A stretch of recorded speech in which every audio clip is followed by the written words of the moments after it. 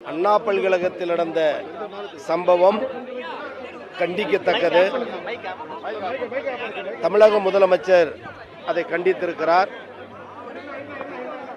கல்லூரி மாணவியும் சக மாணவரும் பேசிக் கொண்டிருந்த நேரத்தில் சமூக விரோத செயல் எண்ணமுடையவர்கள் சிலர் அவர்களை தகராறு செய்து தகாத முறையில் நடந்து கொண்டதாக குற்றச்சாட்டு 2 தினங்களுக்கு முன்பு நடைபெற்று பல்கலைக்கழக அளவில் அந்த மாணவி எந்த புகாரும் கொடுக்காத நிலையில் இன்று காலை காவல்துறையிடம் அதற்கான புகார் மனு அளிக்கப்பட்டு மனு அளிக்கப்பட்ட ஒரு 2 மணி நேரத்திற்குள்ளாக துரித விசாரணைக்கு உத்தரவிட்டு சிசிடிவி கேமரா போன்றவர்களையும் சந்தேகப்படக்கூடியவர்களும் உடனடியாக கைது செய்து கைது செய்யப்பட்டவருடைய படத்தை காணொளி மூலம் அந்த மாணவிக்கு காட்டி இவர்தானா என உறுதி செய்து அவரை சிறையில் அடைத்திருக்கக்கூடிய துரித நடவடிக்கை எடுத்த பெருமை தமிழ்நாட்டு முதலமைச்சரை சாரும்.